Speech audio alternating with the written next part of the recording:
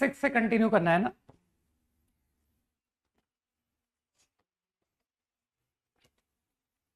Twenty six to 30 up to 30।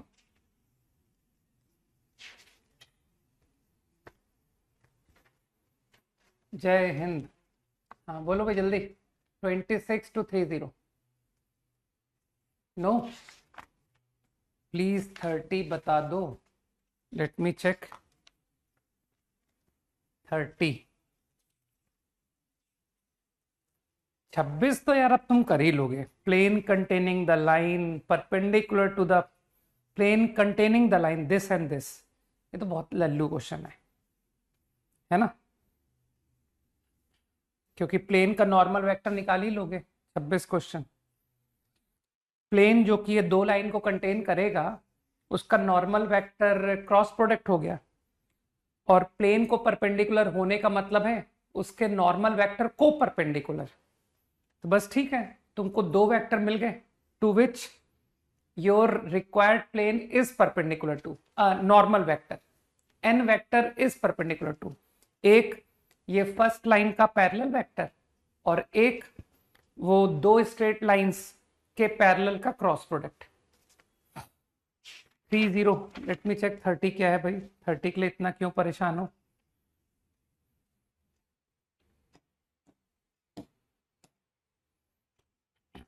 To adjacent sides of parallelogram.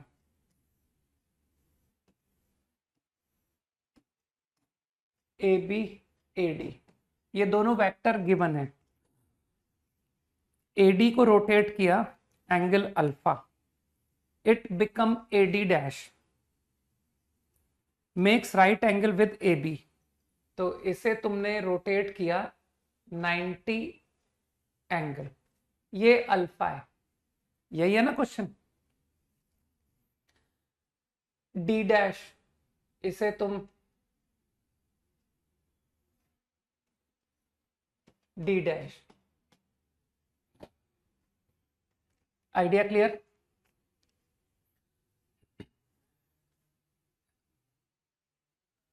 तो यार तुम एक चीज बताओ, ये बहुत ज्यादा आसान क्वेश्चन नहीं हो गया? अल्फा पूछ रहा है तो तुम अल्फा क्यों निकालते हो? क्या तुम π/2 माइनस अल्फा नहीं कर लोगे कि सर सवाल खत्म हो गया? बुद्धि लगाओ।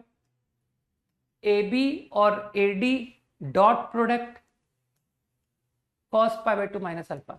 हाँ, ए डी डैश निकालोगे इतने छोटे से सवाल के लिए, अल्फा निकालने के लिए।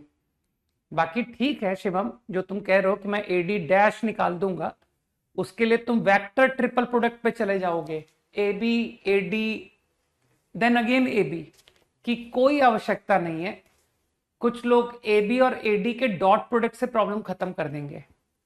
डर? मेरे ख्याल से समझ गए।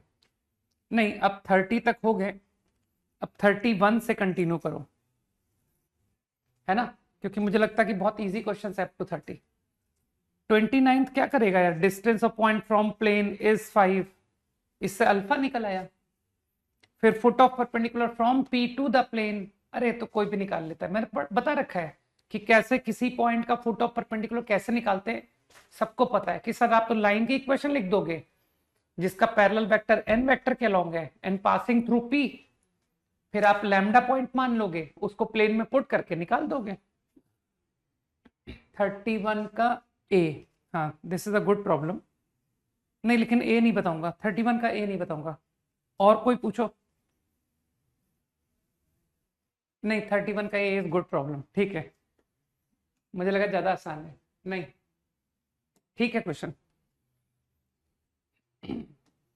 टू स्ट्रेट लाइंस, है ना? कॉन्सेंट्रेट करना, काफी अच्छा क्वेश्चन है। A and C part, okay ठीक है, ए एंड सी। बाकी ड्रॉपर्स बच्चे डी पार्ट अभी छोड़ देंगे क्योंकि डेफिनेट इंटीग्रल है और तुमने अभी डेफिनेट इंटीग्रल नहीं पढ़ा है, राइट? और 12th वालों को डेफिनेट के सवाल में दिक्कत नहीं आई है ना, कि सब बहुत इजी था। तो two straight lines, line through origin, जहां तुम्हारी मर्जी हो ओरिजिन दिखा दो, डजेंट मैटर, है ना? जहां तुम्हारी मर्जी हो, बीच में दिखाना चाहो, है ना, जिधर भी। O meet at P at Q. मुझे बताओ, तुम लोग को आदत नहीं होगी है कि सर ये पी पॉइंट L1 लाइन का पॉइंट है, तो तुम्हारी तो हैबिट में आ गया होगा ना कि सर मैं तो तुरंत उस पॉइंट को ही मान लेता हूं, P is some lambda point, तो P का पोजीशन वेक्टर लैम्डा प्लस 2। कुछ लोग समझ रहे हैं मैंने क्या किया?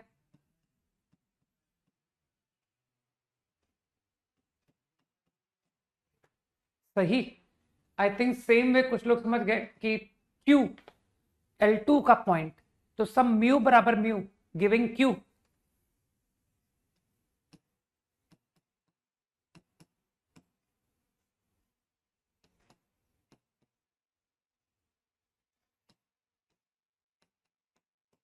सही। हाँ बिल्कुल ठीक कह रहे हो हर्षित। तो अब हर्षित कह रहा है कि सर अब आप OP और OQ को पैरेलल यूज करो, दोनों पैरेलल हैं और सबको पता है IJ के अगर तुमको है तो वेक्टर पैरेलल कैसे करते हैं, है ना? तो I think OP vector OQ vector. तो कुछ लोग समझ पाने कि मैं क्या कर रहा हूं।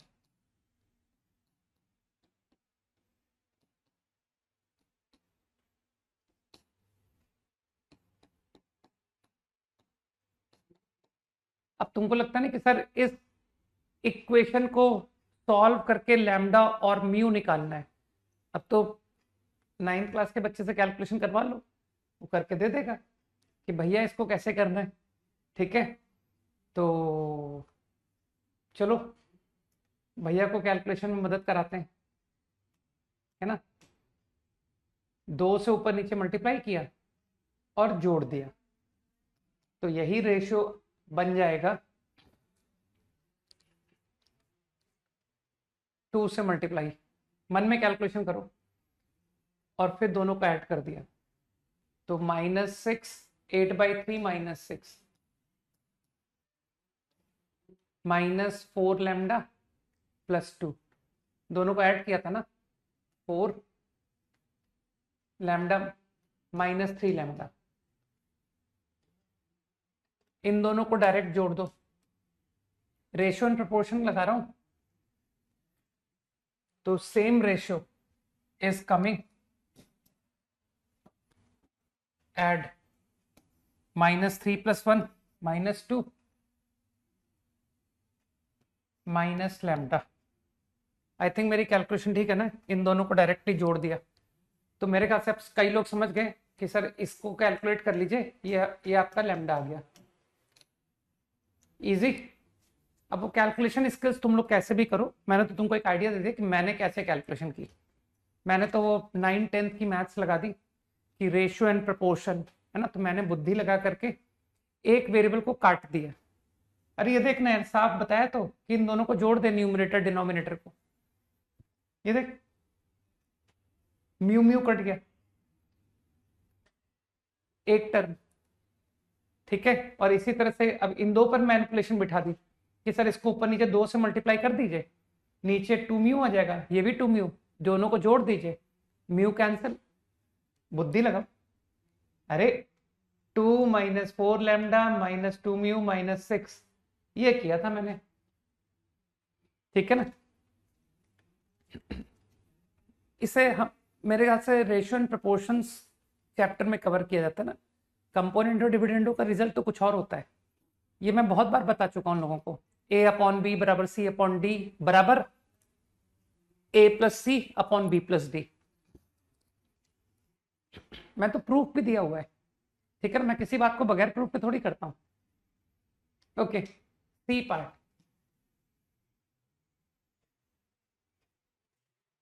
सी part is a very good problem, है ना? कुछ तो IIT बहुत अच्छे सवाल पूछता है बीच बीच में, है ना? मुझे बताओ, मानते हो वेक्टर ए, वेक्टर बी, वेक्टर सी। हाँ, कैलकुलेशन मेरी गलत हो तो तुम सही कर लेना, मैंने तुमको अपनी भावनाएं बता दी। ठीक है, अब तो मिट भी गया, तो अब तो खैर कैलकुलेशन ठीक, किसको सही करूंगा, अब तो मिटा चुका हूं मैं। ठीक, मैंने तुमको बस अपनी फीलिंग्स बता दी कि मैंने किस फीलिंग से कैलकुलेशन की थी, राइट? अब उस फीलिंग्स को तुम कैरी करना और आंसर सही लेके आना।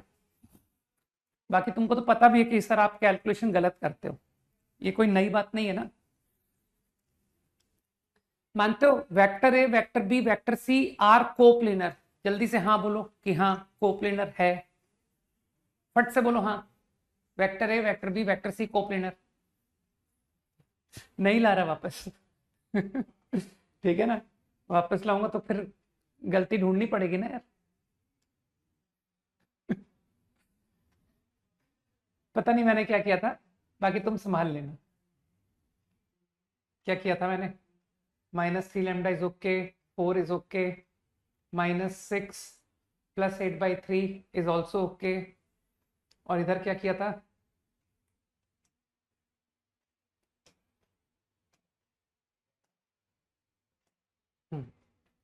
इन दोनों को जोड़ दिया था, -3 + म्यू -2 इज ओके। यार मेरे हिसाब से तो मैंने सही किया हुआ है, मेरे अकॉर्डिंग मैंने सही किया हुआ है, ठीक है। मुझे लगता है कि मैंने सही किया।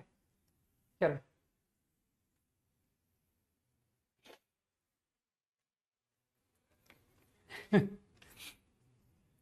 ओके इस प्रॉब्लम का सी पार्ट का बहुत गंदा सॉल्यूशन है, इसमें बहुत कैलकुलेशंस हुई थी। तो जो लोग कैलकुलेशन से करना चाहते हैं वो लोग सुन ले मैंने क्या किया। ये जो रिलेशन है ना, ये डॉट प्रोडक्ट के रिलेशन को खोल दिया, इधर मॉड लिखा है ना, स्क्वायरिंग कर दी, ठीक। इधर a बराबर म्यू बी प्लस 4c लिया है ना, इसमें एक बार डॉट ले लिया, एक बार डॉट b ले लिया, एक बार डॉट c ले लिया। तो एक्चुअली बहुत खराब कैलकुलेशन हुई थी, और सबको ना सिंगल वेरिएबल में लाता चला गया था कि सर कैलकुलेशन कर करके सबको एक सिंगल वेरिएबल। जस्ट मैं फॉर एग्जांपल बता रहा हूं कि जैसे a डॉट सी को मॉड बी स्क्वायर के टर्म में ले आए, फिर a डॉट बी, ये सब मॉड बी में आते चले गए, तो उसके थ्रू तुम्हारा म्यू सॉल्व हो जाता है, ठीक। तो एक आइडिया तो ये था कि सर बिल्कुल दिमाग मत लगाओ, बस इस रिजल्ट में मैनिपुलेट करो, ठीक। अब थोड़ा सा दिमाग लगाने वाला सॉल्यूशन देते हैं ना। a बराबर म्यू बी प्लस 4c मतलब coplanar. Also we are told कि a और b परपेंडिकुलर है। तो मैंने क्या किया, ओरिजिन पोजीशन वेक्टर्स दिखा रहा हूं मैं, ये ओरिजिन, ये पोजीशन वेक्टर a कोप्लेनर है, बोर्ड में मान लो, सर बोर्ड में बना रहे हैं, ठीक है। ये बी वेक्टर है, आपस में परपेंडिकुलर, और लेंथ तो पता नहीं है ना, ठीक है। ये पोजीशन वेक्टर बी। अब ए बराबर, ठीक है, अभी सी को भी शो कर दूंगा, बी माइनस ए, बी माइनस ए समझते हो ना सर, ये रहा बी माइनस ए, है ना, towards this direction is perpendicular to B plus C. तो कहीं -c दिखाइए, तो मानते हो -c इस लाइन के परपेंडिकुलर। अब इस पर तुम लोग दो चॉइस पे जाना कि सर एक बार मैंने इधर लिया था और एक बार मैंने इधर लिया था, ठीक। तो -c पोजीशन वेक्टर, सब पोजीशन वेक्टर्स में कर रहा हूं, -c। तो फील कर पा रहे हो ना कि sir -c -b is perpendicular to b minus A, है ना, 90 एंगल। साइमल्टेनियसली ये जो b प्लस सी का मॉडुलस है उसका ट्वाइस b माइनस ए है। मतलब अगर ये l लेंथ है तो ये 2l है। जल्दी से हाँ बोलो, इस बात को भी एग्री करते हो? अरे मैंने उसके डेटा को यूज किया है, mod b plus c 2 times बराबर b minus A mod, all good. तो मेरे ख्याल से मैंने सारी कंडीशंस का यूज कर लिया कि सर आपने जो कुछ दे रखा था ना उन सबको आपने यहां डायग्राम में शो कर दिया है, ठीक। अब मैं क्या करने जा रहा हूं, मैं एबीसी में लीनियर रिलेशन लाने की कोशिश कर रहा हूं, है ना, कि sir obtain a linear relation between A B and C. तो what I did is -c -b, देखना वेक्टर इज इक्वल्स टू, चलो कहीं पर एक एंगल इंट्रोड्यूस कर देते हैं, थीटा। तो मेरे ख्याल से ये भी थीटा हो गया, सही है। तो एल लेंथ, तो यू कैन सी कि sir L cos theta, L cos theta ही होगा ना ये, हाँ एल कॉस थीटा। लेकिन फील कर पा रहे हो ना कि sir minus C minus B का डायरेक्शन ये है, ठीक है। अरे मैं पैरेललोग्राम लॉ लगाने जा रहा हूं, तो ये जो कंपोनेंट है ना, जिसका मॉडुलस आपने दिखा दिया मुझे एल कॉस थीटा, लेकिन ये बी वेक्टर का अपोजिट डायरेक्शन है, माइनस बी कैप। समझ आई बात? इसी तरह से this which is L sine theta, feel करो यार, ये भी ए का अपोजिट डायरेक्शन है, माइनस ए कैप। तो क्या मैं कह सकता हूं दिस वेक्टर बराबर दिस वेक्टर? जल्दी से हाँ बोलते जाओ, है ना। तुमने देखा होगा थ्योरम फॉर प्लेन में मैंने कंपोनेंट्स का यूज किया हुआ है ना। अब साइमल्टेनियसली काम करते हैं, vector b upon mod b minus upon mod b l cos theta. तुमको लगता नहीं कि सर ये जो 2l कॉस थीटा है, 2l कॉस थीटा, ये तो मॉड ए है, डायग्राम देखो। तो मैं एल कॉस थीटा को मॉड ए बाई 2 लिखवा दूं क्या?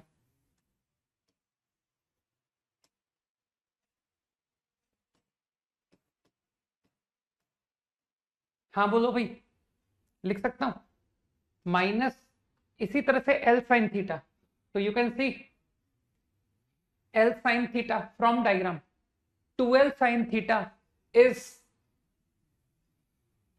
मॉड बी, मॉड बी, तो L sine theta is mod B by 2 vector A upon mod ए।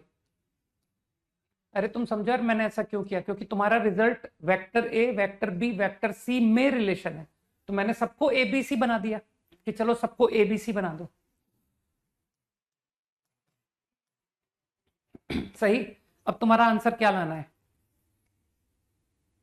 कैसा आंसर आना है? ए बराबर ए इक्वल टू, तो चलो ए इक्वल टू लिखो कि सर रीअरेंज कर लीजिए, वेक्टर ए आ गया आपका 1 minus mod a upon 2 mod B. यार ये मैनिपुलेशन है, समझ गए, इसमें कोई मुझे तकलीफ नहीं देगा कि sir 2 mod a upon mod b multiply is vector b and vector c plus c 2 mod a upon mod b. Got it? This is your a vector बराबर। अब तुमको लगता नहीं सर सवाल खत्म हो गया, अब make use of 4c vector, तो don't you think equal to 4, तो from here you get mod a upon mod b, mod a upon mod b 2 आ गया। Now if you put here, sir mod a upon mod b 2 आया था, तो देखो अभी 2 रखो तो यार ये तो 0 आ गया, तो व्हाट इज योर म्यू? 0। सही है? अरे हो गया।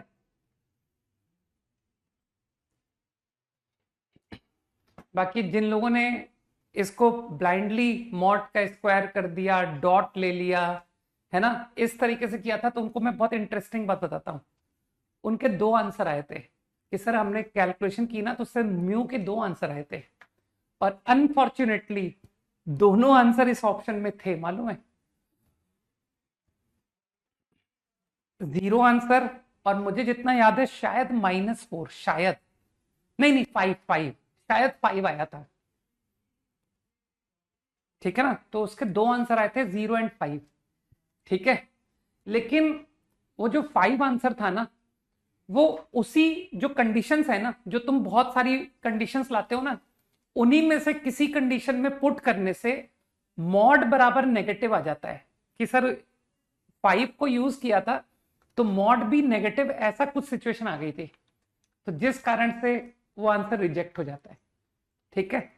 तो कैलकुलेशन के थ्रू भी प्रॉब्लम बना था। अप टू 35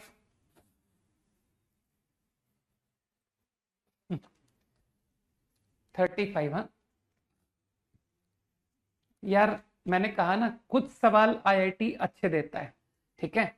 अब देखो, ऐसे सॉल्यूशन के थॉट कब आते हैं, जब हम इस तरह के रिजल्ट्स को देख के घबरा जाते हैं कि यार इतनी भयानक कैलकुलेशन कौन करेगा। तो जब हमको घबराहट होती है कि यार ये नॉर्मल वे में करूंगा तो मुझे उम्मीद बहुत कम है कि मैं कर पाऊंगा, है ना, या इतने गंदे सॉल्यूशंस होते हैं क्या, तब तुम कुछ ऑल्टरनेट सोचोगे।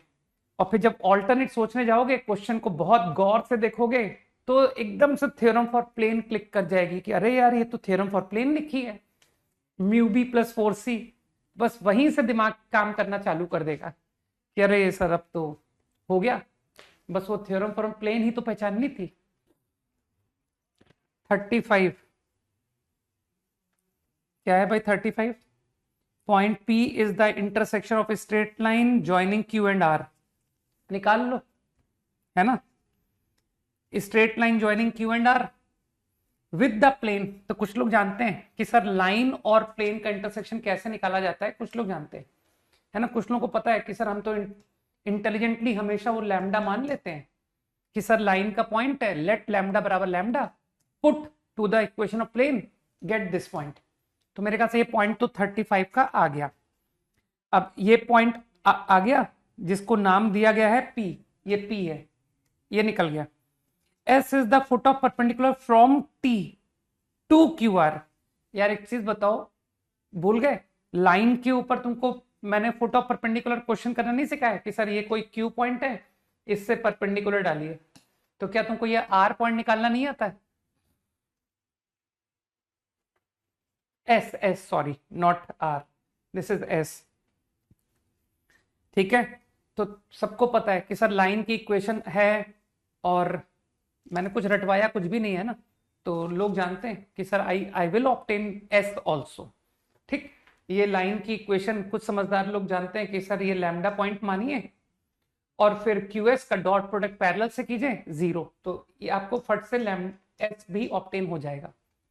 अब अगर तुमको S मालूम है तो क्वेश्चन खत्म हो गया कि सर ये तो हो गया ना, PS I know P I know S, problem over. तो तुम सोच रहोगे कि कुछ कैलकुलेशन ना करना पड़े, नहीं, वेक्टर में तो तुमको थोड़ी कैलकुलेशन तो कराएंगे वो। अप टू 35 डन है ना। 39 40 तक ही तो बोले थे, है ना। 39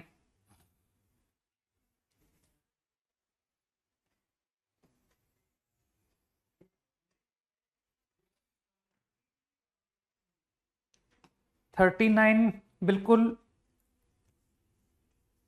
अरे ये क्वेश्चन मुझे लग रहा है ये हमने कहीं किया अभी पहले भी किया, हमको लग रहा है। 37 एंड 9। हाँ, अब पहले मुझे 39 बताने दो क्योंकि मैंने पहले 39 को पढ़ लिया। इसको खोल दिया, मॉड ए स्क्वायर मॉड बी स्क्वायर, है ना, तो 6। याद आया कि सर ये क्वेश्चन हम पहले भी कर चुके हैं, है ना। -2 सिग्मा ए डॉट बी। अब कई लोग जानते हैं कि सर इसकी तो हमको आदत है, ये तो आपने रटवा रखा है कि a plus b plus c mod का स्क्वायर। याद करो, कोशिश करो कि हाँ ये रट रखा है हमने। 3 प्लस 2 ए डॉट बी। कुछ लोगों को याद आया ना कि जब भी ऐसा प्रॉब्लम मिलता है तुरंत इसका यूज किया करो। तो आई थिंक यहां से ए डॉट बी निकल चुका है कि सर ए डॉट बी की वैल्यू आ गई कितनी, -3/2। तो 2 ए डॉट बी इज -3, तो ये तो 0 आ गया आंसर। तो a plus b plus C तो 0 वेक्टर हो गया। तो तुम तो बुद्धू बन गए सब लोग हैं कि sir 5b plus 5c is -5a, तो ये क्वेश्चन -3a बन गया। -3a का mod, answer is 3। Very easy नहीं। 37 यार, 37 जैसे क्वेश्चन में तुम लोग कैसे अटक सकते हो जब सेम वेक्टर a क्रॉस लिखा है और फिर वही सेम वेक्टर यहां क्रॉस b लिखा है, तो उसको b क्रॉस क्यों नहीं लिख दिया कि सर b क्रॉस लिखिए, और फिर सबको एक तरफ लाइए और डिस्ट्रीब्यूटिव प्रॉपर्टी से कलेक्ट कीजिए। a plus b cross vector is null vector. जल्दी से हाँ बोलो 37 जिसने पूछा है। तो मेरे ख्याल से यहां तक बात क्लियर। तो यार अब एक बात बताओ, 2i 3j 4k a plus B √29 है, तो a plus b is perpendicular to this vector. Perpendicular नहीं, क्या कहते हैं, पैरेलल, है ना, क्योंकि तुम तो जानते क्रॉस प्रोडक्ट जीरो कब आता है, जब वेक्टर नल वेक्टर होता है, जब वेक्टर ये भी नल वेक्टर नहीं है, ये भी नल वेक्टर नहीं है, इसलिए पैरेलल। तो बस अब पैरेलल तो लोग जानते हैं कि सर लैम्डा टाइम्स दिस लिख लीजिए, सवाल खत्म। अरे a प्लस बी बता तो दिया, लैम्डा टाइम्स दिस वेक्टर। बस लैम्डा निकालने के लिए है कंडीशन तुम्हारे पास, √29 उसका मॉड दिया है ना। या हो सकता है कुछ लोग कहें कि सर आप लैम्डा भी क्यों इंट्रोड्यूस करते हो, आप इसी का यूनिट वेक्टर बना दो, इसका यूनिट वेक्टर बना दो, है ना, तो ओरली कर दोगे तुम, sir 2i plus 3j plus 4k upon under root 29 ही आ गया। तो मानते हो a plus b vector is exactly what, तो इसके यूनिट वेक्टर पे दो पॉसिबिलिटी डाल देना, प्लस माइनस। तो मेरे ख्याल से your a plus b vector is nothing but plus minus 2i plus 3j plus 4k। मैं तो लैम्डा निकाला ही नहीं, लैम्डा निकालने की जरूरत ही नहीं। अभी तुमने कहा था पैरेलल है, तो क्या डायरेक्शन यूनिट वेक्टर, जल्दी बुद्धि लगाओ ना, a प्लस बी का मॉड दिया है, क्या unit vector a plus B का parallel to 2i 3j 4k नहीं होगा? तो मैंने उसी वेक्टर को यूनिट वेक्टर बना दिया, तो उससे a प्लस बी डायरेक्ट आ गया।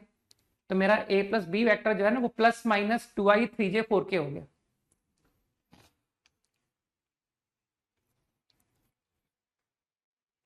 कई लोग समझ गए मेरी बात? तो मैं तो इसके दो आंसर लाऊंगा, एक प्लस और एक माइनस, है ना, लेकिन उसने वन ऑफ दी ऑप्शन ही दिया, चिंता मत करो। 37 में ऑप्शन डी क्यों रिजेक्ट किए? अरे क्योंकि गलत है वो, वेरी सिंपल, है ना। मैं रिजेक्ट कहाँ करता हूँ, मैं तो निकालना सिखाता हूँ, मैंने तो निकाला है, रिजेक्ट कहाँ किया मैंने? नहीं नहीं, अभी पढ़ना है, कैसी बात कर रहे हो, अभी डी खत्म करेंगे। अप टू 40 डन, ठीक। 37 में तो तुम लोग बहुत फास्ट हो कि सर वो स्ट्रेट लाइन कोप्लेनर, तो दोनों लाइन के पैरेलल वेक्टर ले लीजिए, नीचे जो लिखे हुए डायरेक्शन रेशो, और दोनों लाइन में से किसी एक लाइन का कोई एक पॉइंट ले लीजिए, प्लेन की इक्वेशन तो तुरंत आ जाएगी, है ना। तो ओरली बताता हूं, x minus 1 y plus 1 z, determinant लिख रहा हूं 2k2 5 2k। अच्छा तुमको कोप्लेनर k निकालना है क्या? तो k तो तुम कर ही लोगे ना सर। k के लिए आप दोनों लाइन का एक एक पॉइंट लीजिए, 1 -1 1 -1 कॉमा 0, और अगली लाइन का -1 -1 कॉमा 0। इसकी मदद से ए बी वैक्टर निकालिए। हाँ अभी एक्सरसाइज 3 कर रहा हूं, ए बी वैक्टर निकालिए, और फिर वो parallel vector m1 m2 box product 0 कीजिए, उससे k आ जाएगा, ठीक। तो 38 कुछ ज्यादा इजी था नहीं। एक्सरसाइज 2 क्विकली, 6 to 10 कुछ तो करके लाए होगे, 10 तक तो किए होंगे यार। 8 विशु,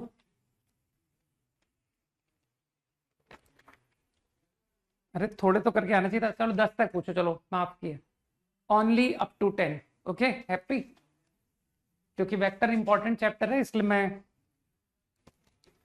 है ना। 8th problem, very good.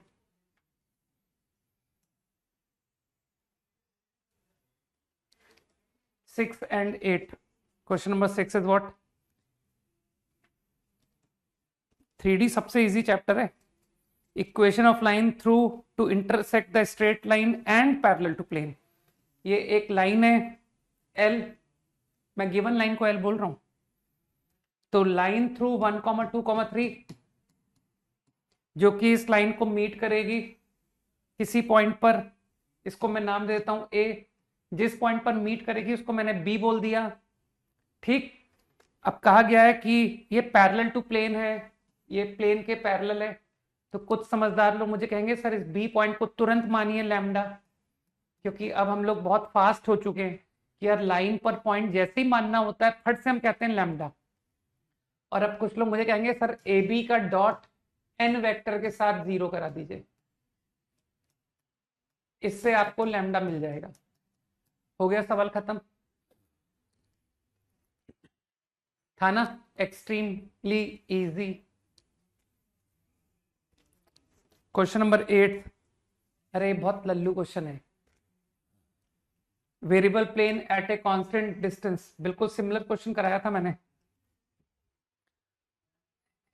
ये प्लेन वेरी कर रहा है ना, यही यही लैंग्वेज थी ना। इसका परपेंडिकुलर डिस्टेंस ओरिजिन से कांस्टेंट है p, मीट एट एबीसी। मानते हो एबीसी वैरी कर रहा है, ABC vary, okay. Find the locus of intersection, बिल्कुल तुम नॉर्मल फॉर्म वगैरह सोच सकते हो, बाकी तुम तो जानते हो मेरी थॉट प्रोसेस एच के एल से स्टार्ट होगी कि सर लोकस का सवाल है। एक बात बताओ, एट दिस पॉइंट फील करना, ए पर पैरेलल टू कोऑर्डिनेट प्लेन बनाओ, है ना। तो तुमको लगता नहीं सर एट ए ये आपका एक्स वाई जेड, तुमको लगता नहीं sir parallel to y z plane बनेगा, ये रहा वाई जेड प्लेन के पैरेलल, समझ पा रहे हो। बी पर parallel to z x plane बनेगा, ठीक, जेड एक्स। तो क्या फील कर पा रहे हो कि सर ये वाई जेड का पैरेलल, ये जेड एक्स का पैरेलल, तुमको लगा कि सर ये एक लाइन आ गई, देखो ये लाइन आ गई, और इस लाइन के बारे में तुमने फील किया कि सर इस लाइन का एक्स कोऑर्डिनेट और वाई कोऑर्डिनेट फिक्स है, एच के, बुद्धि लगाओ, जल्दी से इस बात को फील करो।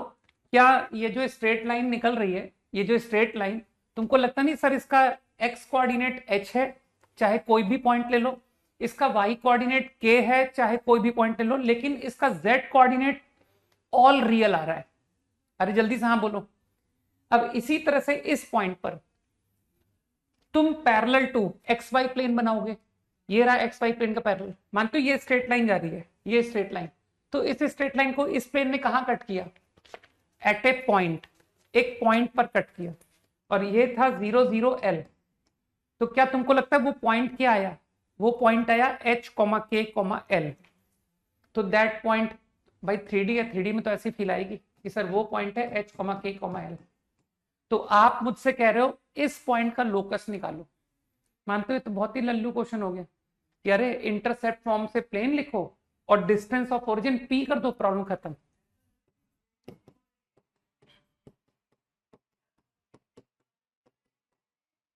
Take distance from origin, done, और फिर एच के एल को एक्स वाई जेड कर देना, हो गया ना प्रॉब्लम, इजी।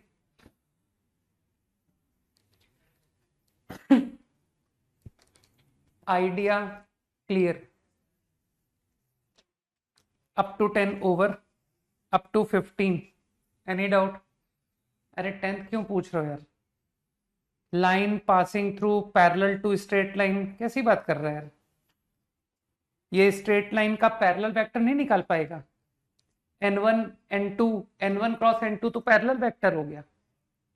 तो कुछ लोग समझ गए, n1 cross n2 is the parallel vector. तो लाइन का पैरेलल वेक्टर सबको पता है, लाइन पर पॉइंट सबको पता है। 11 13 14, लेट मी चेक बताने लायक है कि नहीं। Equation of line through and intersecting line of intersection at right angles, line of intersection लोग निकाल लेंगे कि सर ये लाइन ऑफ इंटरसेक्शन का n1 क्रॉस n2 हो गया, पैरेलल वेक्टर, दोनों प्लेन के नॉर्मल वेक्टर को n1 बोला है, n2 बोला है। बस 15 तक डिस्कस कर रहा हूं, ठीक है, जो लोग नहीं कर पाए वो अगली क्लास में करके आएंगे। लाइन थ्रू पॉइंट इस लाइन को इंटरसेक्ट कर रहा है एट राइट एंगल, यही है ना क्वेश्चन। तो मुझे लगता है अब तुम कर लोगे कि सर ये पॉइंट लैम्डा पॉइंट मान लीजिए, है ना। अब तो आदत में है ना कि सर ये जो लाइन ऑफ इंटरसेक्शन है, लाइन ऑफ इंटरसेक्शन लिखना तो आता ही है कि सर वो दो प्लेन का कॉमन पॉइंट z को 0 लेके, ठीक, तो इस लाइन की इक्वेशन तुम निकाल ही लोगे, ठीक। और फिर मुझे लगता है कि तुम मुझे बोल दोगे कि लैम्डा पॉइंट, और फिर लैम्डा पॉइंट का तुमको पता है ना क्या करना है, इसको इससे ज्वाइन करके 4 - 14 से ज्वाइन करके डॉट प्रोडक्ट विद दिस 0। नहीं, आंसर किसी के गलत नहीं है, चिंता मत करो। 12 का भी नहीं बता पाऊंगा। 13 question is done. Find the point where the line of intersection of planes intersects the plane. ठीक है, लाइन ऑफ इंटरसेक्शन आती है लिखनी। 14 find the perpendicular drawn from this, बन जाएगा, ठीक है ना, बन जाएगा।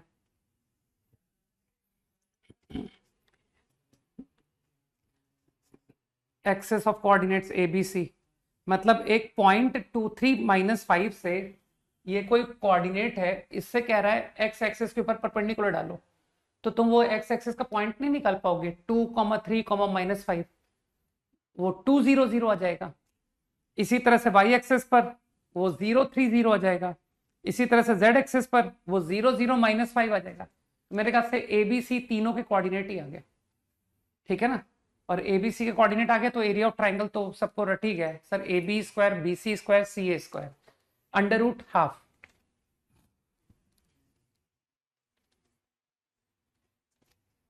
अप टू 15 डन है ना, ठीक है। बाकी को कल कल करके आना, कल ही कर दूंगा इसको, है ना। 17 का भी बता दीजिए, फिर तो ऐसे लोग पूछते चले जाएंगे। हाँ, 17 को you can do your self, it is a very easy problem. Coplanar की कंडीशन फट से do your self is the best solution, ठीक। 17 के आगे नेक्स्ट क्लास में पूछ लेना। अब ड्रॉपर बच्चे क्लास से जा सकते हैं, उनकी क्लास ओवर हो गई, ठीक है, ठीक है। तो ड्रॉपर स्टूडेंट्स जो हैं वो घर जा सकते हैं। यार लास्ट क्लास मुझे याद दिलाओ मैं क्या कर रहा था। लीनियर डीई कोई मुझको याद दिलाएगा, क्योंकि डिफरेंशियल इक्वेशन की बड़े ब्रेक होकर के क्लास हुई है। बर्नौलीज इक्वेशन बताई थी क्या मैंने? बिल्कुल भूल गया मैं, कोई मुझे याद दिलाना पड़ेगा कि मैंने डीई में क्या किया था।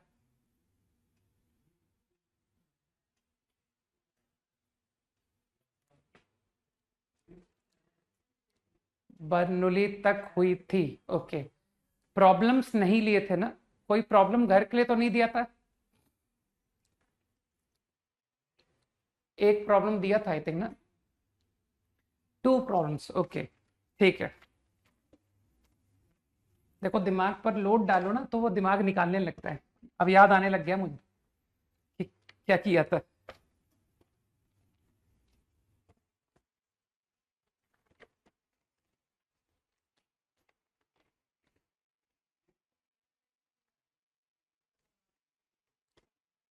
एक प्रॉब्लम देखना ये था क्या, पहचानो जल्दी से, पहला प्रॉब्लम ये था क्या? अच्छा, एक होमोजीनियस का भी होमवर्क था।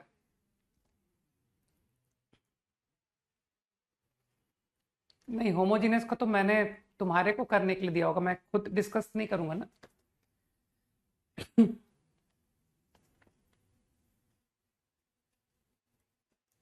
ठीक है, ये क्वेश्चन है, ये दूसरा है ना, ठीक है। चलो पहले दूसरा कर लेते हैं, क्योंकि लिखना शुरू कर दिया ना, तो पहले सेकंड कर लेते हैं।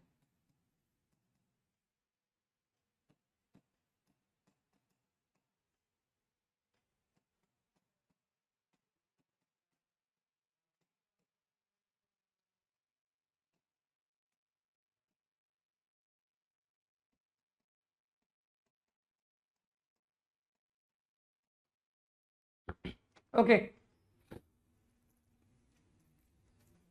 कल का होमवर्क ये है कि एक्सरसाइज 3 फिनिश होगी और एक्सरसाइज 4 में 10 क्वेश्चंस एक्सटेंड होंगे, मतलब 50, अप टू 50 ओनली exercise 4,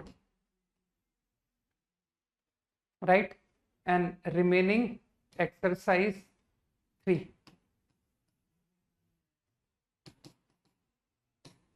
ये कल का होमवर्क होगा।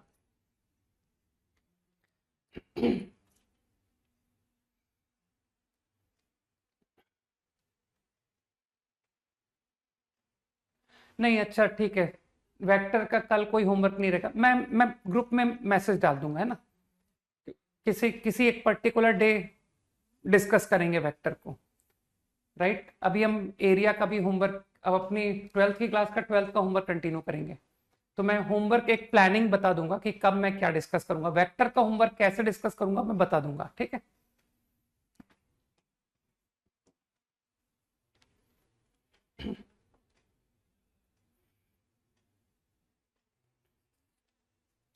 ओके, सभी लोगों ने लीनियर डी पहचान लिया ना, लीनियर डी, ठीक।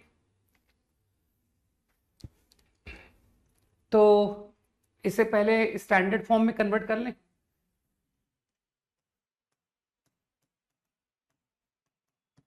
px into y, so I think you divided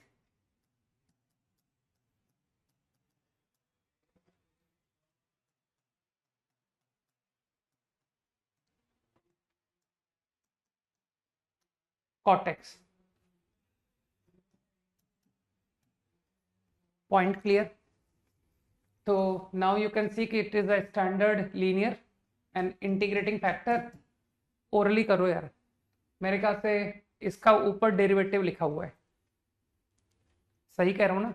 तो integral of this is ln of this, तो e की पावर ln, तो integrating factor comes out only, सही। बस अब तो सबको पता है कि sir y into integrating factor बराबर integral integrating factor into cot X का इंटीग्रल, तो cot which is cos upon sine. बात क्लियर? अब तो तुम लोग समझदार हो कि सर अब इसे बाई पार्ट, तो बाई पार्ट में तो बहुत फास्ट हो ना तुम। X square minus 1 sine x minus integral 2x sine x, बस तो इसको आगे कंटिन्यू कर लो कि हो गया तो प्रॉब्लम।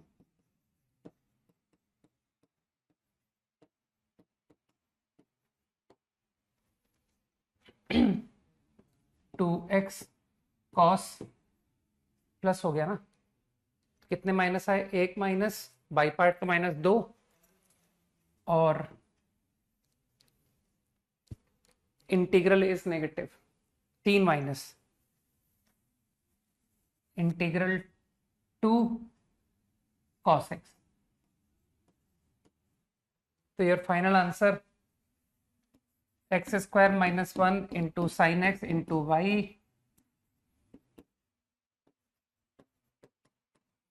एक बार देख लेना, मैंने कुछ गलत किया हो तो बता देना, plus 2x cos x minus integral 2 cos minus 2 sine x plus c। मैंने कोई कैलकुलेशन मिस्टेक तो नहीं की होगी ना, होपफुली।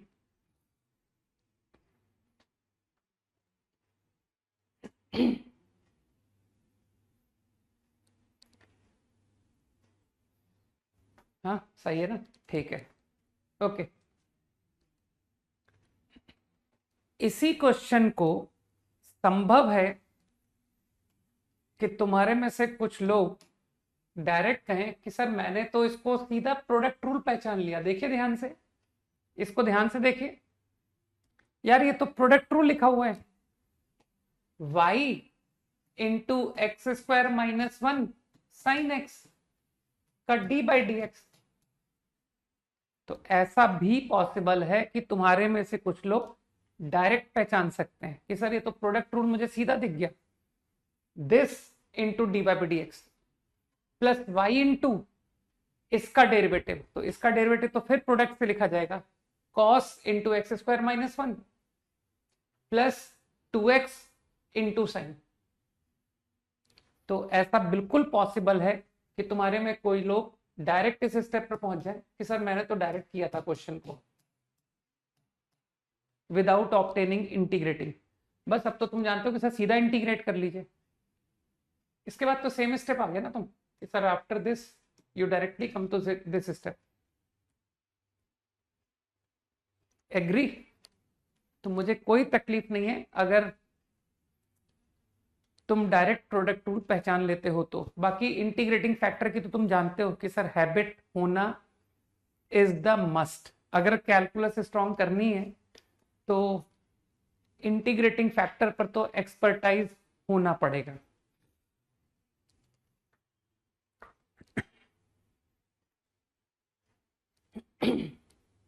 डन।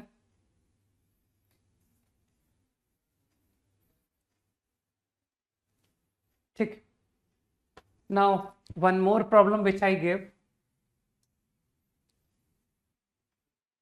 क्वेश्चन नंबर 1 है ना, पिछला 2 था नहीं।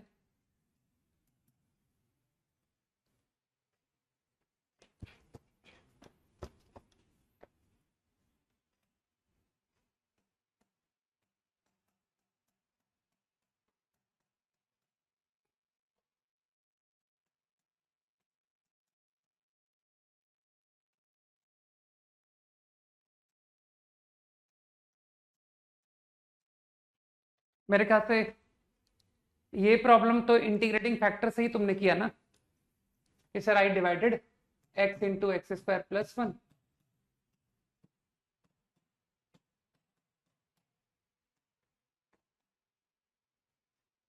नाउ इंटीग्रेटिंग फैक्टर, बस इतना ही था ना क्वेश्चन, और तो कुछ नहीं था। तो integrating factor is what, 1 minus 1 by X square x plus 1 upon X E की power, this is integrating factor. सही है ना? तो ये तो ओरल हो गया, ln dt upon t ln, तो that only equal to this is your integrating factor. बस ठीक है कि सर इसके बाद तुमको सब रटा हुआ है, y इंटू इंटीग्रेटिंग फैक्टर बराबर integral of integrating factor into this. तो मेरे ख्याल से बहुत इजी हो गया ना, x square plus 1 upon x से मल्टीप्लाई कर रहा हूँ, x square plus 1 upon x, ये तो सब कट गया, केवल ln x बचा है ना। गलत तो नहीं बोल दिया? जल्दी से हाँ बोलो। Only ln x। और अब तुम तो यार इंटीग्रेशन तो तुम्हारा कुछ ज्यादा ही अच्छा है ना कि सर इंटू वन खटाखट करके खत्म करो, x ln x minus x into one by X which is one, और वन का integral x is the right answer.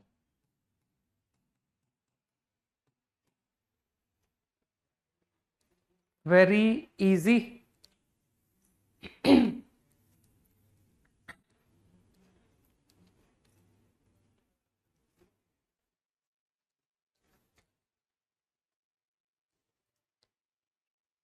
सही।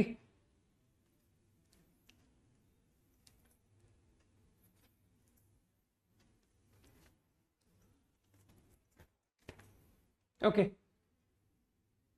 डन। चलो नेक्स्ट।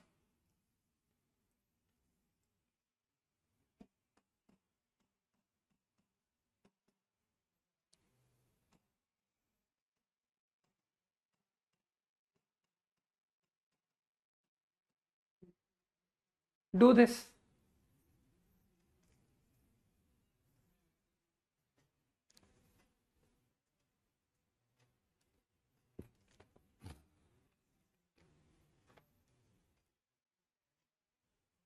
करो, सॉल्व करो।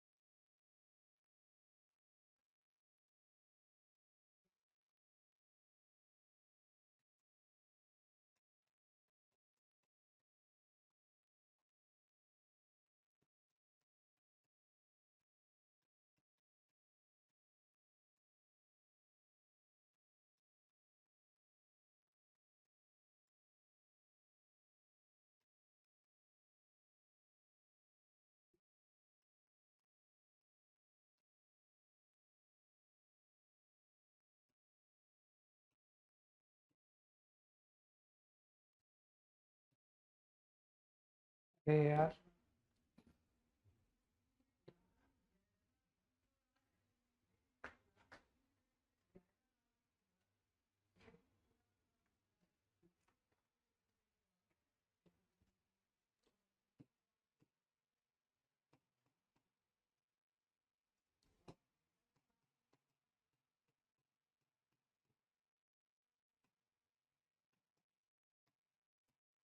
किसी को क्लिक किया? हाँ, गुड। ध्रुव, ये प्रॉब्लम बोर्ड एग्जाम का फेवरेट प्रोफाइल है, ठीक है ना? तुम लोग को देख के डर लग रहा होगा सर ये सब रेसिप्रोकल में है ना, 1 अपॉन। हाँ बिल्कुल सही दीपमन। तो क्लिक किया कि चलो इसको dx बाई dy लिखते हैं। तो if I right dx upon dy, it become x cos y plus sign 2y। यही बना? बिल्कुल ठीक दीप्तम ऋतुराज। तो तुमको लगता नहीं कि सर ये लीनियर ही तो है? ये देखिए, your equation is a linear DE. इतना तो अपन ऑब्जर्व कर ही सकते हैं ना कि सर वो dy by d x p x into y, तो यार ये dx अपॉन dy है, पी वाई इंटू एक्स, बुद्धि लगाओ, एस क्यू वाई, तो ये भी तो लीनियर डीई ही कहलाएगा। तो क्या तुमको लगता नहीं कि सर इस पर इंटीग्रेटिंग फैक्टर से ही कर दीजिए? तो what is your integrating factor? e की power integral, I think minus cos Y D y. Observe करो ना यार कि y और x इंटरचेंज ही तो हो गए हैं, और क्या हुआ है? e की power minus sine Y. Now x into integrating factor बराबर integral of integrating factor into Q Y sine 2y dy। Sine 2y को मैं अगर ओपन कर दूं तो किसी को तकलीफ नहीं होनी चाहिए। अब तो तुम लोग के इंटीग्रेशन के स्किल्स काफी भारी है ना, कि सर इंटीग्रेशन के एप्लीकेशंस आर टू इजी, नहीं? तो 100% तुम लोगों ने माइनस साइन वाई को मुझको टी पुट करवा दिया होगा। तो minus cos Y D Y become D T, E की पावर टी, ये गया माइनस डी टी, और ये गया माइनस टी। तो सर वो माइनस टी और माइनस डी टी ये रहा, है ना, टू कॉमन है। बस अब तो बाई पार्ट में तुम एक्सपर्ट हो। T is my first function, to A की power T into T minus E की पावर टी। कैलकुलेशन पार्ट तुम्हारा है, plus T is the right answer.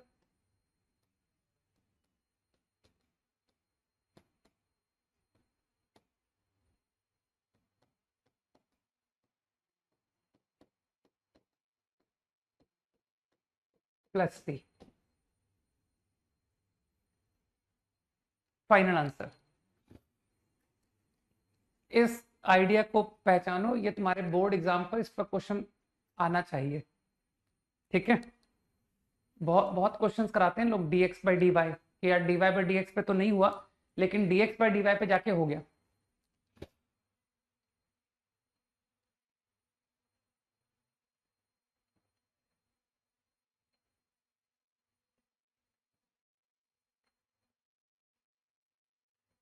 Easy, done.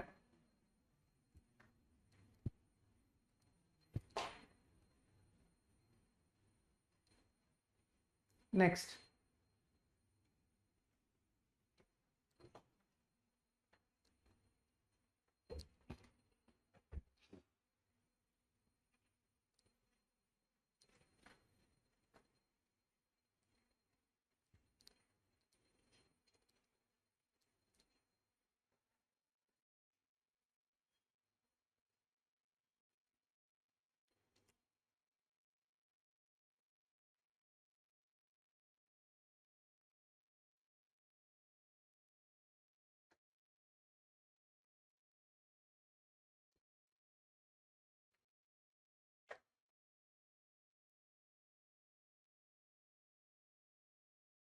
30 seconds to copy quickly. अरे yes लिखो यार, तुम्हारी chat बंद है या ऑन है? एक यस लिखो कि सर सब समझ में आ रहा है, से यस।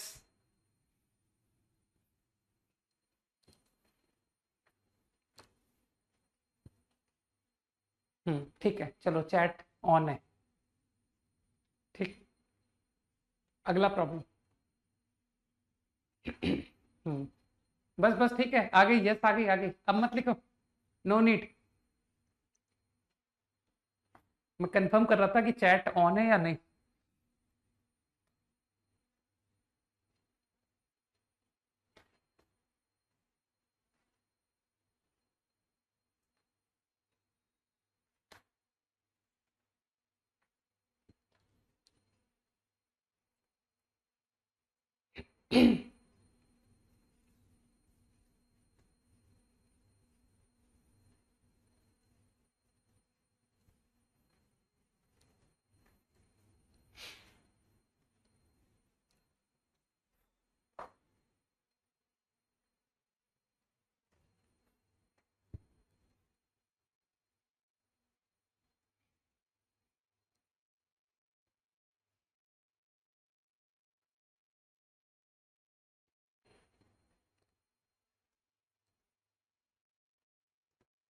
कॉपीड है ना, सॉल्व।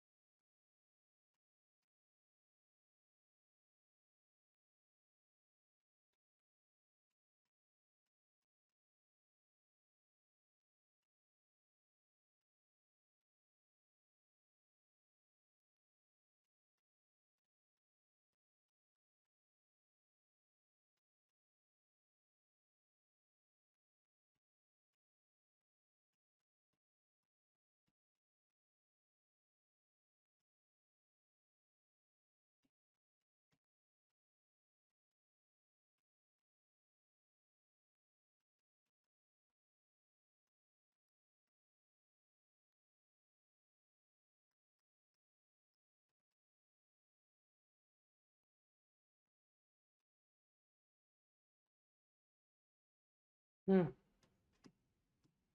बिल्कुल सही, वेरी गुड दीप्यमन।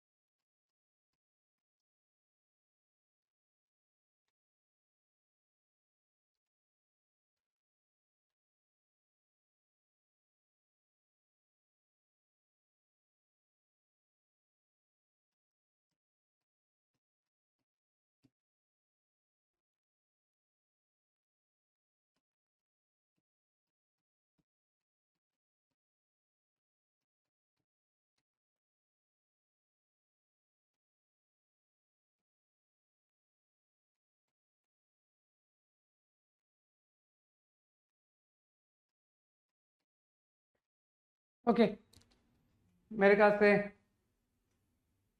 फर्स्ट प्रॉब्लम अब तक हो जाना चाहिए था कि सर इसको डेरिवेटिव को ओपन कर दिया, F dash x into x plus F x, and collected terms one side, 1 plus k fx. अब जितना लोग मुझे जानते हैं, दे नो कि we are very quick in recognizing linear DE. As soon as we find dy by dx y, तो immediately came into mind कि यार ये तो लीनियर है. तो I think all have divided by x, inequality remain unchanged, क्योंकि हम जो प्रॉब्लम कर रहे हैं वो तो x ग्रेटर इक्वल टू 2 के लिए किया जा रहा है ना. तो मेरे ख्याल से अब इसके बाद तुम जानते हो कि अब इसके बाद की स्टोरी क्या है. I will multiply both side by integrating factor. ये तो तुम लोग को याद है कि सर ये तो हमने जब डी नहीं पढ़ा था तब से हम इस आइडिया को पहचानते हैं, है ना. तो what is your integrating factor? 1 plus k ln x, which is x की पावर 1 plus k. तो definitely this is a positive number. So if I multiply both sides by integrating factor, your inequality going to remain same. And after multiplying integrating factor, we all understand that this whole quantity become d by dx of y into integrating factor. है ना, याद आ रहा है ना कि sir हम तो इस थॉट को पहले भी यूज कर चुके हैं. बस अब कुछ समझदार लोग समझ गए कि सर अब आप इसको डिक्रीजिंग फंक्शन बोलने वाले हो. तो if I read g x to be x की power 1 plus k f of x, तो your g x is a decreasing function, derivative negative. I think interested कि function should be less equal to f x should be less equal to. तो तुम्हारा function घट रहा है ना, तो you can definitely से कि सर जी एक्स की वैल्यू g2 से कम होगी at every x greater equal to 2 for this inequality going to be true. बस, तो your problem is over.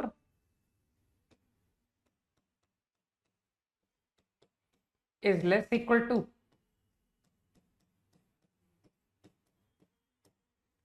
सही है ना. अब इसी को रीअरेंज करके खत्म करो प्रॉब्लम कि f of x is less equal to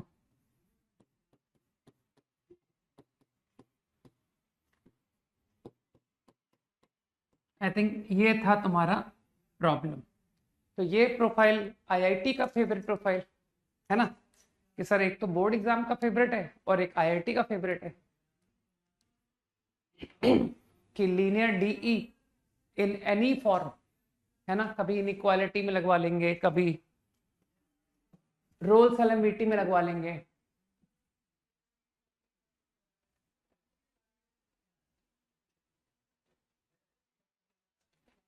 ठीक है ना, सही. अब मेरे ख्याल से तुम समझ गए. कैपिटल ए फील कर गए ना कि सर इसे कैपिटल ए रीड कर लिया, which is independent of x. So I think your problem is done. Easy. Quickly.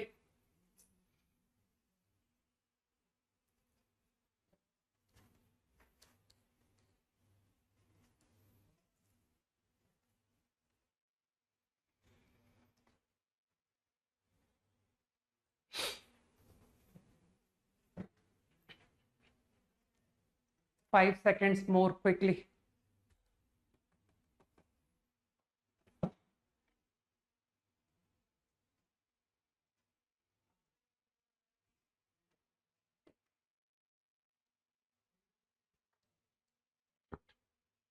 Okay. Next. ये काफी इजी है, जल्दी बनना चाहिए.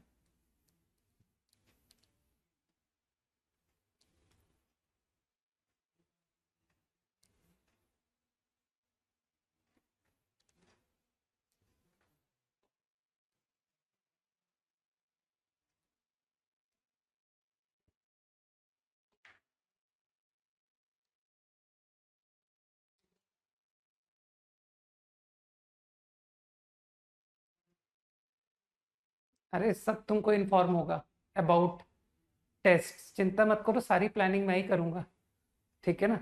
और मैंने एक रफ प्लानिंग कर भी दी है, तुमको पता पड़ेगी, थोड़ा होल्ड करो।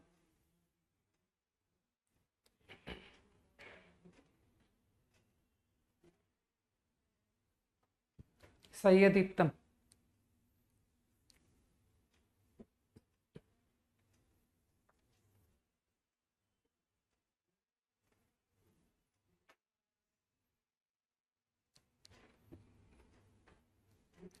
जिसका हो गया वो नेक्स्ट पे मूव कर सकता है।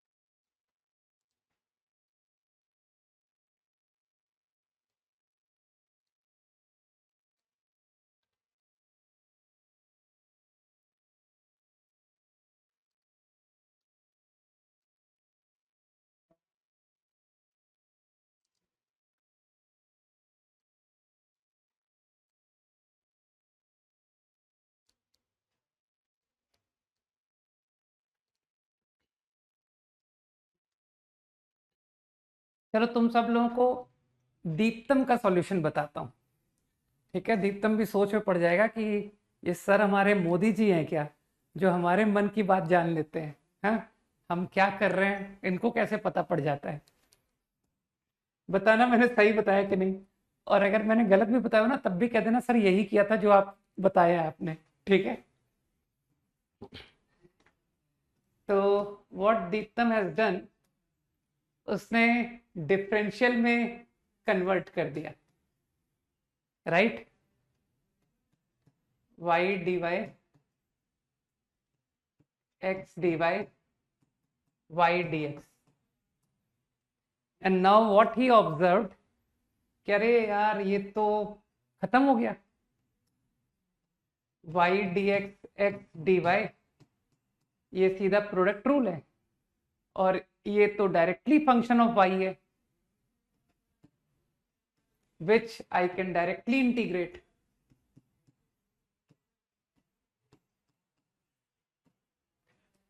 तो डायरेक्ट इंटीग्रेशन करके उसने आंसर कर दिया कि sir no need to go to any method, आप डायरेक्टली सवाल खत्म कर सकते हो कि सीधा इंटीग्रेट करो, ये एक्स वाई है ना, डिफरेंशियल ऑफ एक्स वाई, तो my answer is x Y.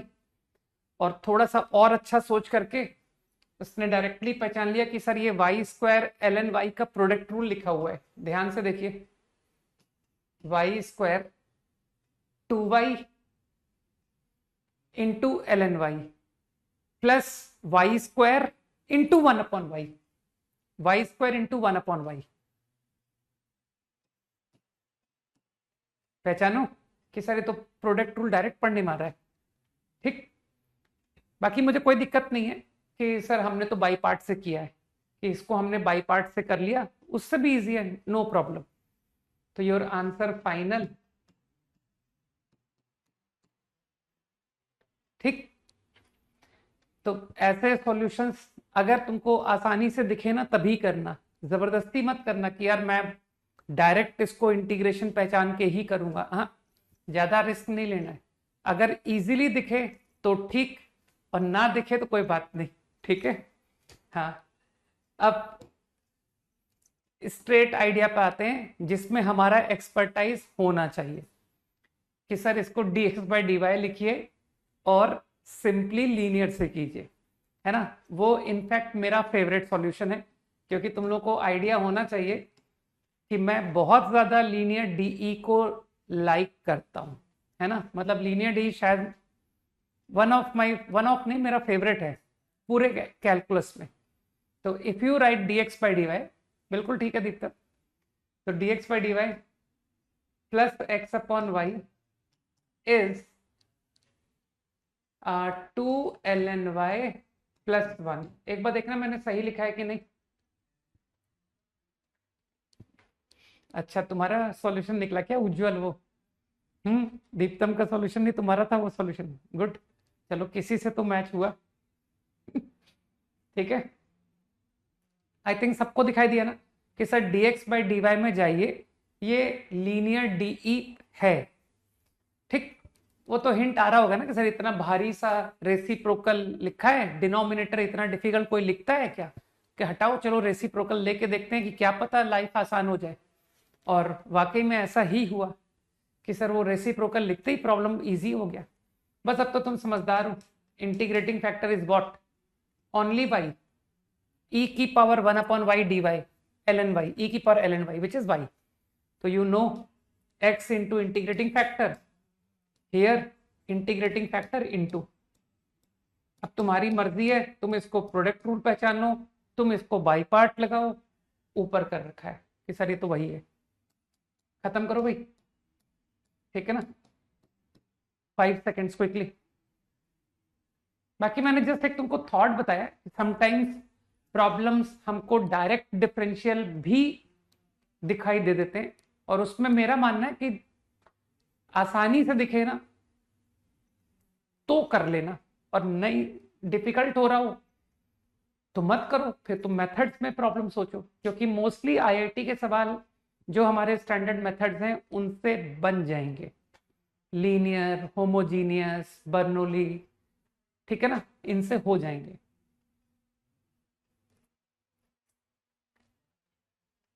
Done.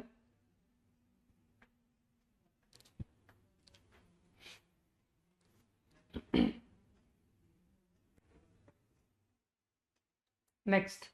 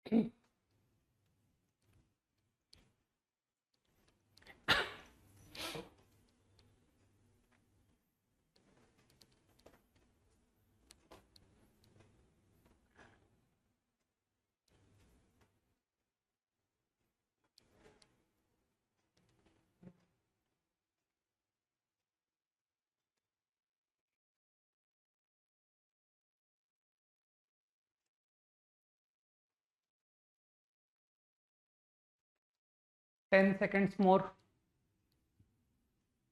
To copy.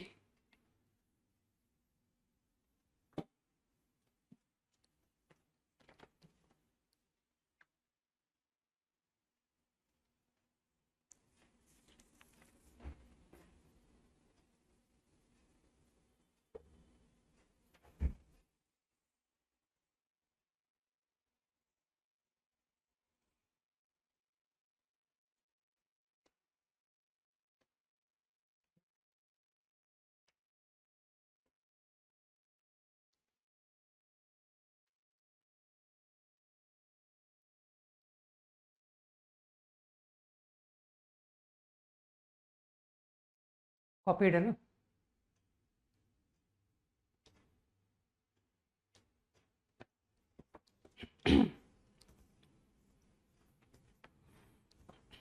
अब तो मेरे ख्याल से तुम्हारे लिए बेस्ट होगा कि नाउ आई टेक प्रोबेबिलिटी, है ना, कि सर प्रोबेबिलिटी फटाफट बता दीजिए, because that is also very important chapter.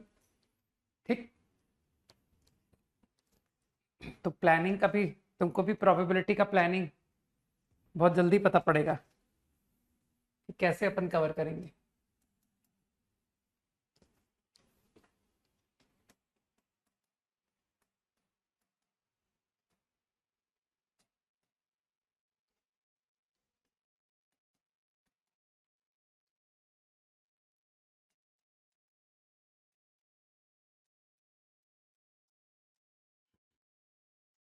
बाकी हो सकता है कुछ लोगों ने जिन्होंने 11th अच्छे से पढ़ी हो, उनका तो 12th का सिलेबस ही कंप्लीट हो गया हो, है ना, कि सर प्रोबेबिलिटी ये सब तो हम 11th में ही पढ़ चुके थे, प्रोबेबिलिटी, कोनिक, कॉम्प्लेक्स, नहीं।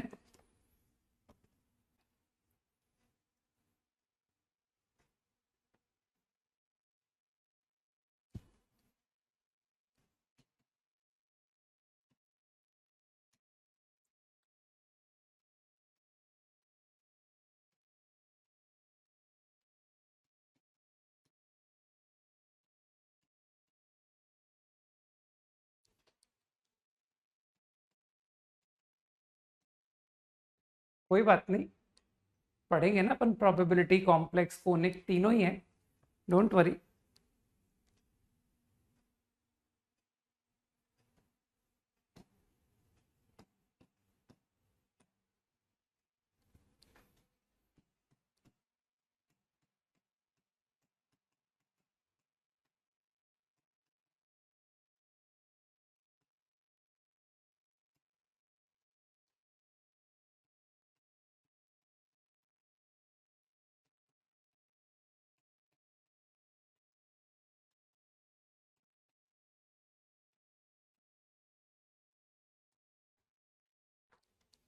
हो गया मेरे ख्याल से। जितना बड़ा क्वेश्चन को लिखने में लगा है ना, उतना तो सॉल्व करने में भी नहीं लगा, नहीं कि सर इतना लल्लू क्वेश्चन था, इसको z में कन्वर्ट करो, तो सभी ने डिफरेंशिएट कर दिया, dz by dx by Leibniz formula, it comes out y upon 1 plus x square, y at x है ना, y एट एनी x, तो तुम्हारा yx फंक्शन निकल आया। Now you go to your original DE, your y function of x is 1 plus x square into dz by dx। सोचो, यही तो है yx plus 2x into this entire integral is z is, तो मुझे लगता है again it is a standard linear in z, तो बिल्कुल सही है, ये लीनियर डीई है। अब तुम इंटीग्रेटिंग फैक्टर पहचान के करो, और हो सकता है तुम्हारे में से कुछ लोग कहें सर ये तो सीधा प्रोडक्ट रूल लिखा हुआ है, 1 plus x square into z का d by d x direct पहचान में आ रहा है ना, और नहीं तो मुझे कोई तकलीफ नहीं है, क्योंकि भाई मैं तो इस बात को लाइक करूंगा कि I am very fast in applying linear DE. तो अगर तुम इंटीग्रेटिंग फैक्टर से ही कर रहे हो, नो प्रॉब्लम एट ऑल, ठीक। तो योर इंटीग्रेटिंग फैक्टर मेरे ख्याल से ये डी टी बाई टी है, ln 1 प्लस एक्स स्क्वायर ई की पावर, तो your integrating factor is 1 plus x square only. बस अब तो सबको पता है कि सर वो z into integrating factor integral of this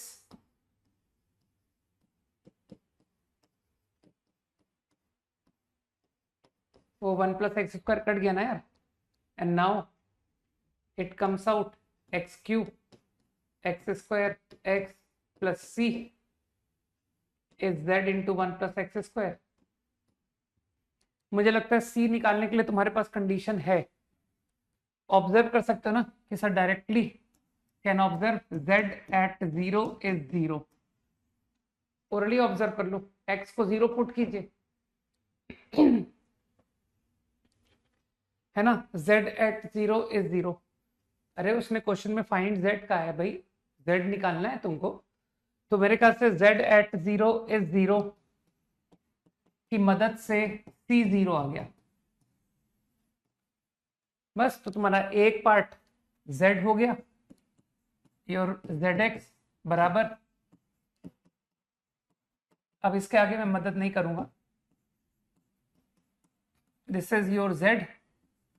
ठीक, अब तुमको डिफरेंशिएशन तो आता ही है कि सर ऊपर की डिग्री नीचे से ज्यादा है, तो अगर आप इसको पहले डिवाइड कर लो फिर डिफरेंशिएट करो तो थोड़ा फास्ट हो जाएगा। नहीं तो तुम समझदार लोग हो, क्योंकि y is what, find y भी तो बोला है, ये रहा y, 1 plus x square into D Z by d x.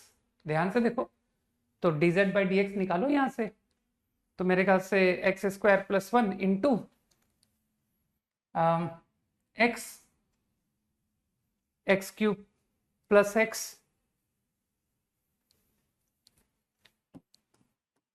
X square plus 1 into x, x square plus 1 minus 1, इतना इजी था, x plus 1 minus 1 upon x square plus 1। बहुत दिन से डिफरेंशिएशन नहीं किया था, नहीं रिवाइज हो गया differentiation. This is your z, तो dz by d x is 1 upon x square plus 1 का स्क्वायर इंटू 2x, मेरे ख्याल से प्लस आ जाएगा ना, this is dz by d x, तो मेरे ख्याल से y x is into 1 plus x square.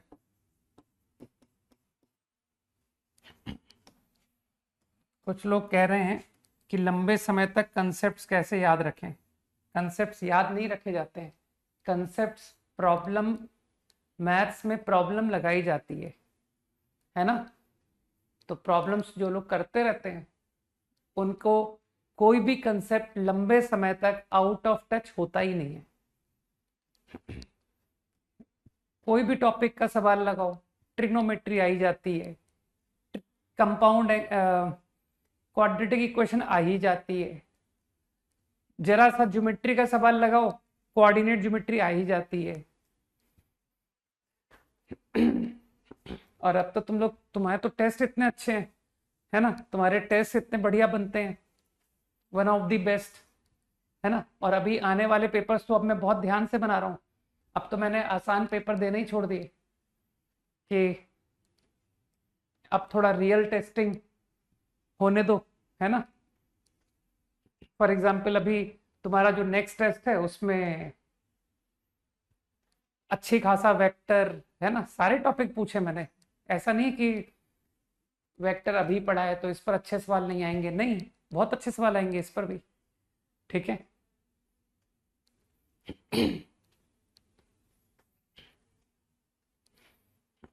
तो कुछ भी नहीं करना है ना, कुछ भी नहीं करना है, without any confusion, only homework given in class must be solved on your own, that's it, this is the complete requirement, बस खत्म, इतनी ही रिक्वायरमेंट है। IIT advance, IIT mains, good percentile के लिए इतनी ही रिक्वायरमेंट है। Homework should be done on your own without any help.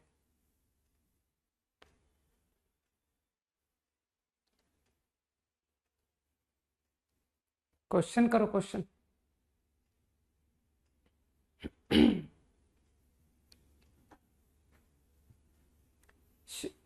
Revision के लिए शीट्स दोबारा का मैंने पहले भी बोला हुआ है कि दोबारा का मतलब ये नहीं है कि पूरी sheet, only those problems which you could not solve, ठीक है ना, जिनको तुमसे नहीं बने थे, जो तुमने क्लास में डिस्कशन में देखा है, उन सवालों को दोबारा करने की डेफिनेटली जरूरत है,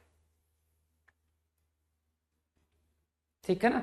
मतलब ऑब्वियसली मैं टारगेट कर रहा हूं टफ प्रॉब्लम्स, कि जो अच्छे सवाल हैं जो हमने पूरे साल में लगाए हैं, जो मुझसे खुद से नहीं बने थे, मैंने उनके सॉल्यूशन कॉपी किए थे, वो सवाल तुमको अगेन विदाउट एनी हेल्प करने की जरूरत है।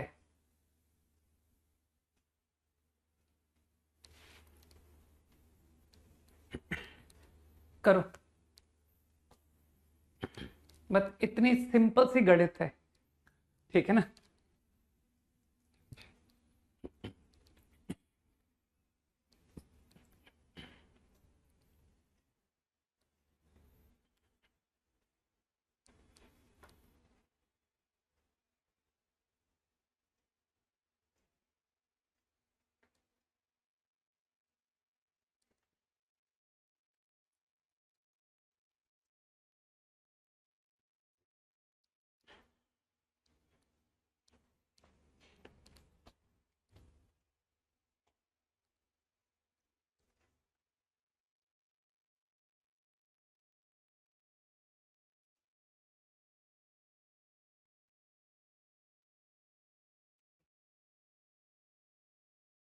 करो, क्वेश्चन सॉल्व करो और बताओ ये किस आइडिया से होगा।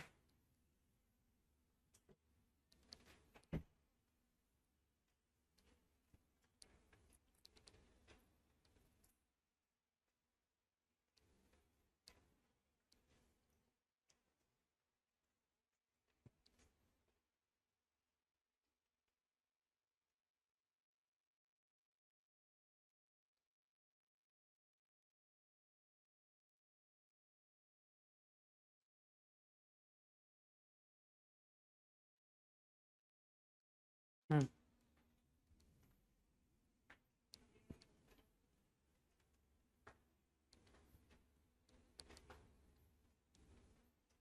ठीक है दीप्तम, इसके अलावा कुछ ऑल्टरनेट सॉल्यूशन सोचने की कोशिश करो। देन व्हाट यू सेड, कोई और थॉट कि ये क्वेश्चन ऐसे भी हो सकता है।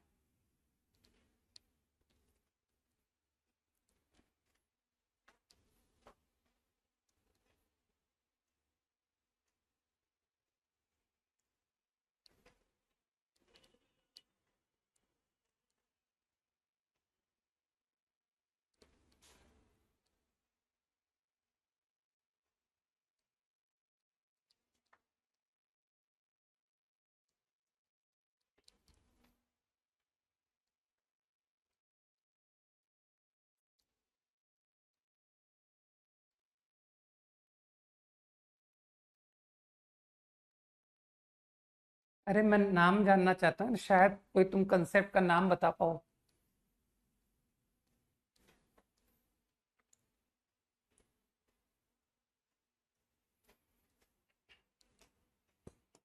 मेरे ख्याल से इंटरसेप्ट तो निकाल ही लिया होगा कि ये कुछ गलत कर्व है और any point on it which is H के, मैंने वाई एक्सेस को मीट किया से 0 कॉमा, इसको मन में वाई पढ़ लो, है ना।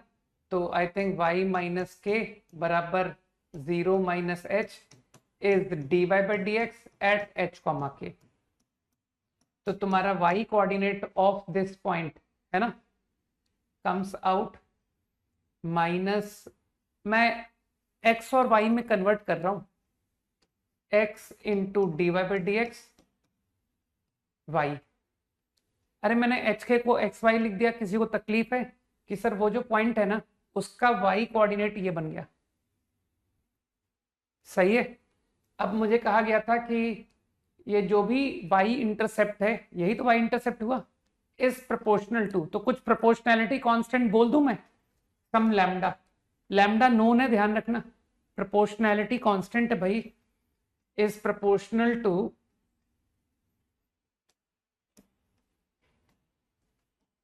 Y cube. मेरे ख्याल से ये डीई बनी, ठीक। तो एक्चुअली मैं जानना चाह रहा था कि कोई मुझे पहचान के बताएगा कि sir other than variable separable, कि वाई सेपरेट हो रहा है, एक्स सेपरेट हो रहा है, दैट इज गुड, लेकिन कुछ और जानते हो कि ये इसे कहीं देखा है मैंने, ध्यान से देखो।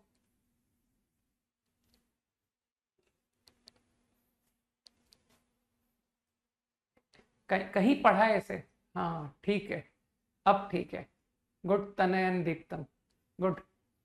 मेरे ख्याल से this is Bernoulli, dy by d x, y की पावर n। कुछ याद आया कि सर ये तो बर्नौली इक्वेशन है, इसे तो सब्स्टिट्यूशन से भी सॉल्व कर सकते हैं। ठीक, तो तुम लोग y और x को सेपरेट करके करना चाहते हो, गुड, लेकिन मैं बर्नौली से करके दिखा रहा हूं, क्योंकि एक क्वेश्चन तो बर्नौली से पहचानना जरूरी है भाई। dy by d x, y by x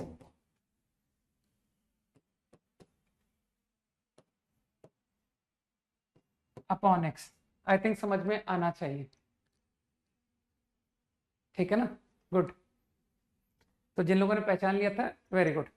now integrate. अब तो तुम जानते हो कि सर बर्नौली में क्या मेथड बताया था, डिवाइड बाई वाई क्यूब।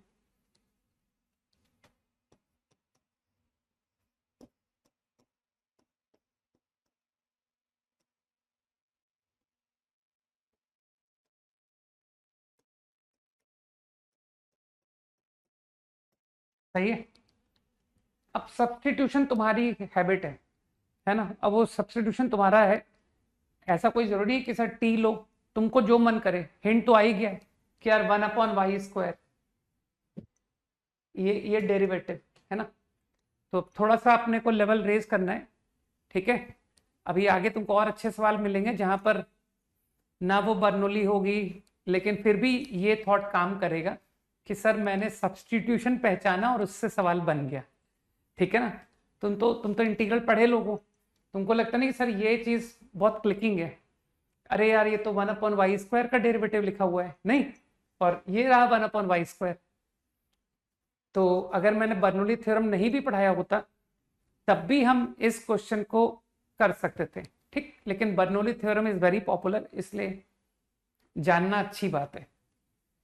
तो I am going to put, कोई टेंशन तो नहीं कि सर आपने 1/y² को t क्यों नहीं लिखा, आप -1/y² को t क्यों ले रहे हो, इसमें किसी को कोई तकलीफ है क्या? अरे मुझे प्लस अच्छा लगता है यार, ठीक है। तो चिंता में मत पड़ जाना कि गलत पढ़ाते हैं, है ना। क्लास में नोट तो लिखवाया था 1/y की पावर को t लिखो, या -1 को t लिखवा रहे हैं, कोई चिंता की बात तो नहीं है ना मेरे हिसाब से। 2/y³ dy/dx is dt/dx। अब तो कैलकुलेशन स्किल्स है ना, तो आई थिंक जो समझदार लोग हैं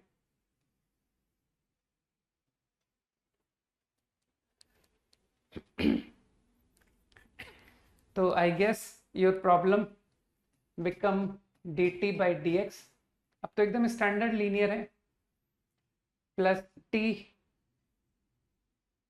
2t upon x plus right -2 lambda upon x। एक बार देख लो, कोई एरर नहीं है ना, ठीक। तो आई थिंक इंटीग्रेटिंग फैक्टर में तो एक्सपर्टाइज है ना कि sir integrating factor is x² e⁻²ln x²। बस अब प्रॉब्लम एंड करो,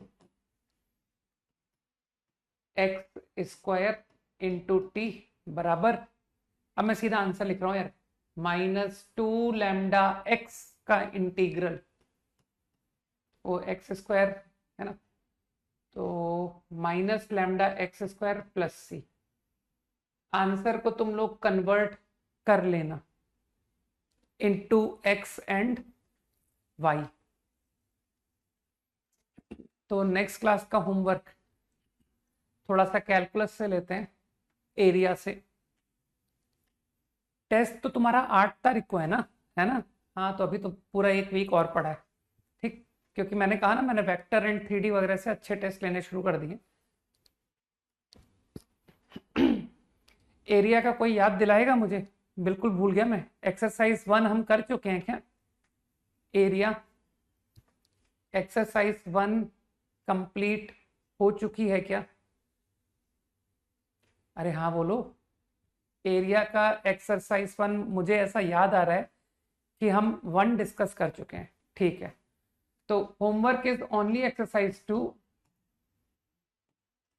एकदम से टेंशन में मत आना कि सर ये एक दिन के लिए पूरी दे दी, ठीक है, नहीं एक दिन के लिए नहीं दिए, होपफुली कल क्लास नहीं होगी, ठीक है, ये हो चुकी है, क्या बात कर रहे हैं यार, नहीं ओनली वन हुई है, तो होमवर्क इज एक्सरसाइज 2, अरे जल्दी से कोई हाँ बोले यार, कोई बताओ, area exercise 2 is done, no नहीं हुई है, ठीक, तो होपफुली, होपफुली नहीं मतलब श्योर है, I will discuss on Thursday, got it, तो थर्सडे का डिस्कशन है, तो मेरे ख्याल से अब तो गैप मिल गया ना, चलो भाई, बाय, गुड नाइट, जय हिंद। और करना चाहते हो तो एक काम करो, सर और करना चाहते हैं, एक्सरसाइज 2 में से 15 सवाल हैं, तो तुम वो कर दो ना, क्या कहते हैं उसको, 99.9 परसेंटाइल वाला एक्सरसाइज कौन सा है अपना, जिसमें हमारे 99.9 आने वाले हैं, जेईई मेंस, ठीक है, तो जिसका खत्म हो जाए वो इसमें मूव कर जाए, ठीक, बाकी चिंता मत करो, मैं थर्सडे को एक ही डिस्कस करूंगा विच इज एक्सरसाइज 2, एक दिन में एक ही डिस्कस होगी, लेकिन तुम आगे मूव कर जाना कि सर मैं 4 कर रहा हूँ फिर 5 कर रहा हूँ, तुम बढ़ जाना आगे, ठीक है, चलो भाई, बाय, गुड नाइट, जय हिंद।